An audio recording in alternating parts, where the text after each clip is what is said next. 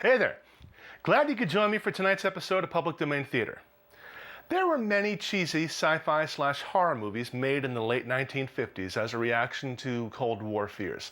But there were even more cheesy sci-fi/horror movie names. There's about a 5-to-1 name-to-movie ratio. Tonight's movie went by the names Attack of the Blood Leeches, Demons of the Swamp, She-Demons of the Swamp, War of the Giant Leeches, and finally, Attack of the Giant Leeches. Atomic radiation was on everybody's brain and in some movies actually mutated the brains. In this one, however, radiation from nearby Cape Canaveral has mutated the titular bloodsuckers into large, teen-hungry creatures. I know that half of the fun in watching these B-movies is seeing the zipper on the ape suit or noticing the unnatural way the rubber monster suit folds when the guy inside moves his arm. But this film really tops them all with cheap-looking creatures. The costumes look like they are made from sleeping bags covered in black plastic with suction cups sewed on. Did I say sewed on? I meant barely glued on. They probably didn't even use real glue. They probably used beech nut gum, and that stuff barely stuck to anything. Well, at least we now know where Sid and Marty Krofft got the idea for Sigmund and the Sea Monsters.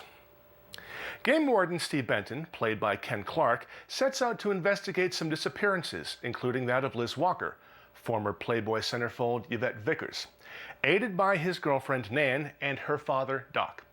Steve discovers the cave where the victims have been taken. And if I say anything more, I will actually give away the entire plot. I mean, the film is 62 minutes long. There's really not much there save for the bad monster costumes, the gratuitous flesh of Miss Vickers, and the musical score that was actually borrowed from the film Night of the Blood Beast and would be used again in Beast from Haunted Cave. What do all of these films have in common?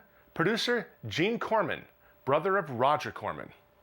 Like his brother, Gene toiled in low-rent films and television, occasionally coming up for air in slightly more serious films like Fist, starring Sylvester Stallone, The Big Red One, starring Lee Marvin and Mark Hamill, and A Woman Called Golda, starring Ingrid Bergman.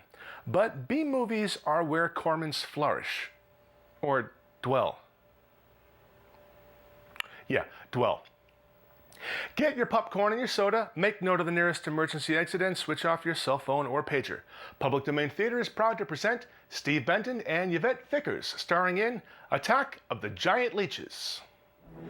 In 1958, a year before she made Attack of the Giant Leeches, Yvette Vickers starred in one of the all-time great B-movie classics, Attack of the 50-Foot Woman. Not as the titular heroine, mind you, but as the voluptuous Honey Parker, the vixen that steals the lead character's husband. It seems as if Vickers' considerable assets prevented her from getting more serious and better roles.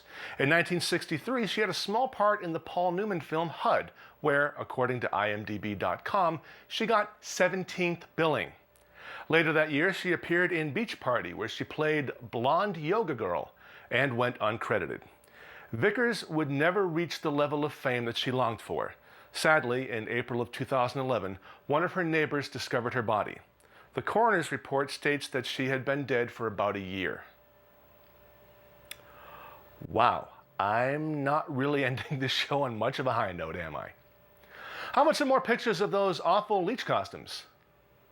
Yeah, that'll cheer us up, right? If you'd like to send me suggestions for movies to show, have any comments, or just want to say hello, please check out our Facebook page, Public Domain Theater, Twitter @Cherokee_Jack, or YouTube, FL Warmer. Until next week, I'm Paul Fish saying thanks for tuning in.